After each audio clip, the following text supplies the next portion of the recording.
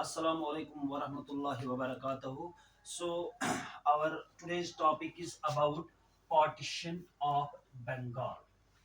This is the second lecture, partition of Bengal. ये आज का लेक्चर है. Yesterday I have talked about regarding INC यानी कि Indian National Congress. We can read it here quickly. Indian National Congress was formed in 1885 uh, under the leadership of W.C. Banerjee, where 72 delegates attended it. And that time the INC's first meeting was attended by 72 delegates in Bombay. Actually, the first meeting of INC was changed from Pune to Bombay due to outbreak of cholera in Pune. So today's topic is about, first of all, यानी कि partition of Bengal. अगर हम देखेंगे partition, first point, एक एक point में आपको बताऊंगा. Partition of Bengal was formed on 16th October 1905. यानी कि अगर हम देखेंगे जो बंगाल जिसको पार्टीशन हुआ है वो इस डेट पर हुआ है 16 अक्टूबर 1905 में.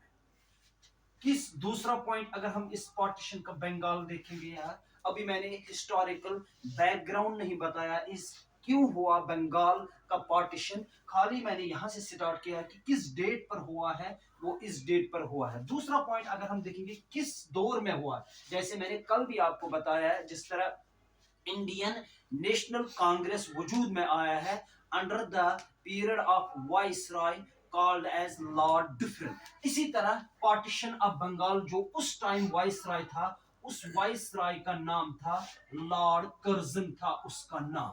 अगर हम देखेंगे यानी कि कभी कभार ये भी ऑब्जेक्टिव आता है, बताओ ये जो पार्टीशन ऑफ बंगाल हुआ किस वाइसरॉय के पीरियड में हुआ, उस वाइसरॉय का नाम था लॉर्ड कर्जन.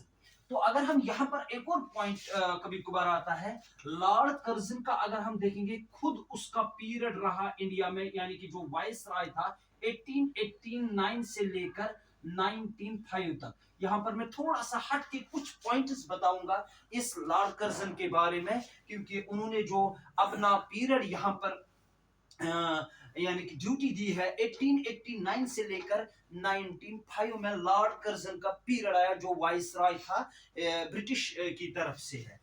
इसमें एक और पॉइंट है, वो थोड़ा सा इस पार्टीशन ऑफ बंगाल के हट के से मैं बताऊंगा, क्योंकि कभी कभार एग्जाम में बड़े क्लासों में जैसे केस में आता है या कभी कभार आईएएस में भी ये क्वेश्चन पूछा जाता है कि बताओ लॉर्ड कर्जन अगर हम देखेंगे उसके पीरियड में कुछ सम इंपॉर्टेंट एक्ट्स बने हुए. फॉर एग्जांपल फर्स्ट यानी कि लॉर्ड कर्जन के पीरियड में है 1904 में एक एक्ट पास हुआ है. कौन सा एक्ट? उस एक्ट का नाम था इंडियन यूनिवर्सिटीज एक्ट. यानी कि Indian universities act was passed in 1904 during the period of Lord Curzon, in which official control over the universities was increased, called as the Indian Universities Act. जैसे कल भी मैंने आपको एक बार बताया है, जो लॉर्ड विलियम बेंटिक जब first governor general of Bengal, वो किस एक्ट से बना हुआ है? उस एक्ट का नाम था चार्टर एक्ट 1833. इसी तरह लॉर्ड कर्जन, ये कभी कभार हायर एजुकेशन में आता है, कभी कभार भी ये ऑब्जेक्टिव, लॉर्ड कर्जन बताओ इंडियन यूनिवर्सिटीज एक्ट किस दौर में हुआ लॉर्ड कर्जन के पीरियड में? इन 1904. क्योंकि ऑलरेडी मैंने यहां पर आपको समझाया 1889 से लेकर 1905 तक इसका पीरियड रहा था इंडिया में, तो इसीलिए इंडियन यूनिवर्सिटीज एक्ट 1904 में पास हुआ. वन मोर एक्ट इस दौर में जो इंपॉर्टेंट है, उस वो भी 1904 में ही बना. उस एक्ट का नाम रखा है ancient monuments protection act. Protection act यानी कि ancient Monuments Protection Act was also passed in 1904 during the reign or during the period of Lord Curzon. इसमें क्या अगर हम देखेंगे, to restore India's cultural heritage, to restore India's cultural heritage, cultural heritage ये act बनाया। That is why that time, from that time I mean to say here 1904 से archaeological survey of India वजूद में आया, जिसको हम बोलते हैं ऐसा, यानी कि archaeological survey of India was established from that date, I mean to say here 1904। I once again repeat, ये जिम्नन मुझे याद आया, उसके बाद हम पार्टीशन ऑफ बंगाल पर ही आएंगे। First point 16 October 1905 partition of Bengal वजूद में है। दूसरा पॉइंट किसके पीरियड में है, लॉर्ड कर्जन के दौर में है। तो यहां पर मैंने थोड़ा सा समथिंग ये टॉपिक से हट के बताया कुछ पॉइंट्स। 1889 से लेकर 1905 तक लॉर्ड कर्जन का पीरियड रहा। तो इस 1904 में, जो 1904 में एक एक्ट बना है लॉर्ड कर्जन के दौर में, इंडियन यूनिवर्सिटीज एक्ट। एक और एक्ट बना है 1904 में जिसका नाम है एंशिएंट मॉन्यूमेंट्स प्रोटेक्शन एक्ट। उसका मुद्दा मकसद ये होता है to restore India's cultural heritage. That is why the archaeological survey of India was established in 1904, I mean to say archaeological survey of India 1904 से ही स्टार्ट हुआ है। ये कुछ पॉइंट्स है लॉर्ड कर्जन के पीरियड में जो इंपॉर्टेंट। अब हम आएंगे अपने ही टॉपिक पे कि पार्टीशन ऑफ बंगाल क्यों हुआ है और क्या है ये पार्टीशन ऑफ बंगाल, जो थर्ड पॉइंट में यहां पर मेंशन करूंगा, क्योंकि 1 2 एंड नंबर थर्ड पॉइंट। असल में अगर हम देखेंगे ये बंगाल है, यानी कि बंगाल को पार्टीशन हुआ। असल में जो ब्रिटिशर्स थे वो जब यहां पर आए हैं, उन्होंने, जो मैं कल भी मैंने आपको बताया, पहले गवर्नर जनरल ऑफ बंगाल, उसके बाद गवर्नर जनरल ऑफ इंडिया, फिर वाइस रॉयस ऑफ इंडिया, फिर जब पार्टीशन ऑफ बंगाल की बात आई है, ये जो बंगाल एक बहुत बहुत बड़ा प्रोविंस, तो ब्रिटिशर्स ने बताया कि यहां पर हम सिंगल एडमिनिस्ट्रेशन हम नहीं चलाएंगे। सिंगल एडमिनिस्ट्रेशन मीन्स हम इसको, जिस तरह फॉर एग्जांपल इस वक्त पूरा हिंदुस्तान है, जो हमारा प्राइम मिनिस्टर है एक ही है, इसी तरह उस टाइम बंगाल ही कैप्चर किया गया था। तो ब्रिटिशर्स ने बताया कि हम एक ही गवर्नमेंट नहीं चलाएंगे पूरे बंगाल में। इसीलिए उन्होंने क्या बोला है कि हम बंगाल को दो हिस्सों में डिवाइड करेंगे, यानी कि Bengal was divided into two divisions. One is called as old Bengal रखा है, यानी कि एक बंगाल, दूसरा का नाम रखा है ईस्ट बंगाल एंड आसाम।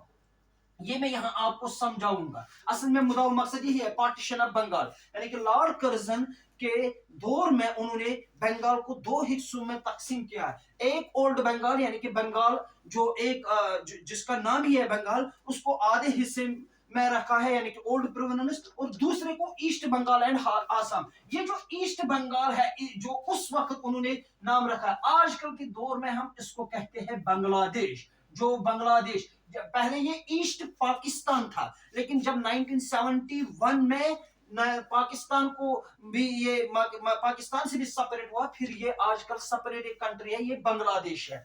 ये उन्होंने, उनका रूल ही था, यानी कि ब्रिटिशर्स का रूल ही था to divide and rule policy on the basis of religious grounds, यानी कि ओल्ड बंगाल को हिंदू पार्ट करार दिया है एंड वेस्ट बंगाल को मुस्लिम पार्ट में कन्वर्ट किया गया था। इसकी वजह से, यानी कि अगर हम देखेंगे फिर इस पार्टीशन ऑफ बंगाल क्या ऑब्जेक्टिव क्या था, पार्टीशन ऑफ बंगाल का ऑब्जेक्टिव जो है वो है, यानी कि communal gulf between Hindus and Muslims, communal gulf between Hindus and Muslims, जो उनका, यानी कि जब से उन्होंने हमारे हिंदुस्तान में कब्जा जमाया, उनका मेन मुद्दा मकसद था to divide and rule on the basis of religious ground.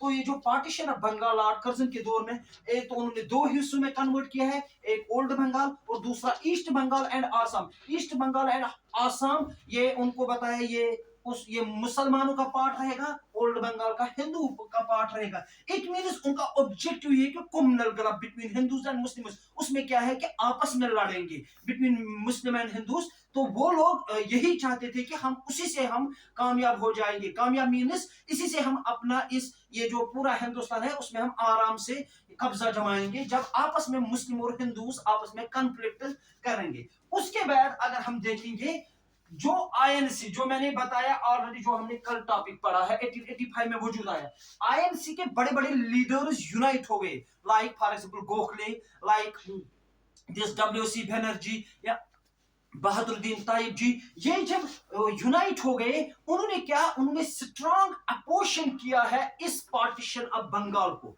Look here on the board, यानी कि आईएनसी जो था, आईएनसी के लीडर जो था, जो 1885 में, यानी कि 1885 से पहली बार 1905 तक, 1885 इट मींस ये 2 डिकेड्स तक मॉडरेट लीडर्स ने ब्रिटिशर्स के साथ अच्छा सलूक किया। अच्छा सलूक इन द सेंस, जो ब्रिटिशर्स बता रहे थे मॉडरेटर्स अच्छे से, यानी कि इंटेलेक्चुअली तौर उनके साथ फाइट कर रहे कॉन्स्टिट्यूशनली। लेकिन पहली बार जो इस आईएनसी में बहुत moderate leaders as well as extremist leaders unite हो गए, उन्होंने, यानी कि ये सेकंड फेज में अब तब्दील हो गया। आईएनसी वालों ने बहुत अपोजिशन किया है इस पार्टीशन ऑफ बंगाल की, क्योंकि उन्होंने उनको बताया ब्रिटिशर्स कि आपका ये मुद्दा मकसद नहीं है कि आप 2 प्रोविजनों में इसको तकसीम करेंगे हमारे इस बंगाल को, बल्कि आपका मकसद यही है कि आप कम्युनल गलत between Hindus and Muslims.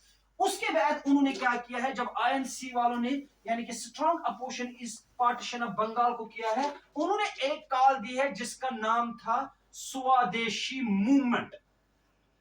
Very very important, Swadeshi movement, जिसको हम बोलते हैं, another name is called as anti partition movement of Bengal. Anti partition movement of Bengal was started in 1905।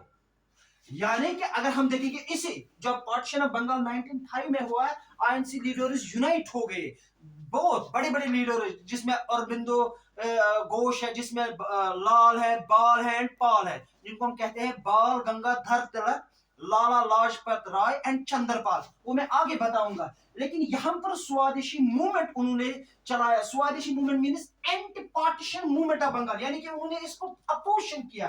कब? 1905 में। यानी कि अगर हम देखेंगे this anti partition Swadeshi movement, यानी कि INC took the Swadeshi call first at Banaras session. Banaras session in 1905 under the leadership of GK Gokhale, जो एक काफी इंटेलेक्चुअल मॉडरेट लीडर था। अगर हम कभी कभार ये भी पूछा जाता है, जो हमारा father of nation Mahatma Gandhi, उसका अगर हम स्पिरिचुअल नहीं बल्कि पॉलिटिकल गुरु अगर हम देखेंगे, उसका पॉलिटिकल गुरु जीके गोखले। यानी कि कहने का मतलब यह है, जो आईएनसी के तमाम लीडर्स यूनाइट हो गए, उन्होंने बनारस में एक मीटिंग की है। बनारस में, जिस तरह बनारस इस वक्त यूपी में आता है, 1905 में under the leadership of GK Gokhale, जो जीके गोखले के सदारत में उन्होंने एक कॉल दी है, इसका नाम रखा है स्वदेशी मूवमेंट और एंटी पार्टीशन मूवमेंट। स्वदेशी मूवमेंट मीन्स यानी कि use Indian goods and boycott of foreign goods. Use Indian goods and boycott of foreign goods. इस स्वदेशी मूवमेंट की वजह से, it is an important aspect of this Swadeshi movement was the self-reliance, or what we called as Atma Shakti। आत्मा शक्ति, इसको हम बोलते हैं सेल्फ रिलायंस। यानी कि इस स्वदेशी मूवमेंट की वजह से हिंदुस्तान के लोगों में एक, जिसको हम बोलते हैं सेल्फ इंडिपेंडेंट हो गए। क्योंकि जब उन्होंने, उससे पहले क्या था, अक्सर बेशतर हम फॉरेन गुड्स इस्तेमाल करते थे, लेकिन जब यहाँ के बड़े बड़े लीडरों ने उनको बताया है, ये कॉमन सी बात है, जब भी किसी कौम को हमें फॉर एग्जांपल बैकफुट पर लाने की कोशिश हम करेंगे, सबसे पहले हम उनको इकोनॉमिकली वे उनको हम क्या डिक्लाइन करने की कोशिश करेंगे। इसी तरह उस टाइम जितने भी आईएनसी लीडर्स में बड़े बड़े लीडर्स थे, उन्होंने हिंदुस्तान के लोगों को बताया है कि जो भी फॉरेनर की गुड्स है, जो भी फॉरेनर्स का प्रोडक्ट है, उनके ऊपर कंप्लीट बाइकआउट करो। उसकी वजह से उनकी इकोनॉमिकल क्राइसिस डाउन हो जाएंगे और आप इंडियन गुड्स इस्तेमाल करो। उस वजह से इस स्वदेशी मूवमेंट में, जो जिसका नाम है यानी कि बाल, important, Pal and Lal and Aurobindo Ghosh played an important role in this Swadeshi movement, what we call as anti-partition movement। तो उस वजह से जब उन्होंने ये मूवमेंट चलाई, किसी हद तक जो ब्रिटिशर्स थे उनके ऊपर भी दबाव पड़ा है। ये था आज का lecture, partition of Bengal and Swadeshi movement. I once again quick recapitulate in just 2 or 3 minutes. Our topic is about today's partition of Bengal. मैंने यहाँ पर आपको बताया partition of Bengal अगर हम देखेंगे 16 अक्टूबर 1905 में, it was during the period of Lord Curzon, and Lord Curzon partition of Bengal was divided into two divisions. One is called as Bengal यानी कि old Bengal, another is called as east Bengal and Assam. आजकल के दौर में east Bengal जो है, जो हमारा नया मुल्क बन गया Bangladesh. And that time the main objective of this partition of Bengal was communal gulf between Hindus and Muslims. That is why INC leaders have strongly opposed this partition of Bengal, and later on the movement was called as Swadeshi movement under the leadership of G.K. Gokhale in 1905. This Swadeshi movement means use Indian goods and complete the foreign goods. That is why an important aspect of the Swadeshi movement was the self-reliance, or what we call as Atma Shakti. Self-reliance means वो एक खुदमुख्तार बन गए। जो भी हिंदुस्तान में उस time थे, चाहे मुस्लिम्स एंड हिंदूस, वो खुदमुख्तार बन गए। उन्होंने कंप्लीट जब फॉरेन गुड्स को बाइकआउट किया है तो वो एक कामयाब हुए हैं किसी हद तक इस पार्टीशन ऑफ बंगाल को अपोजिशन करने में। Thank you so much.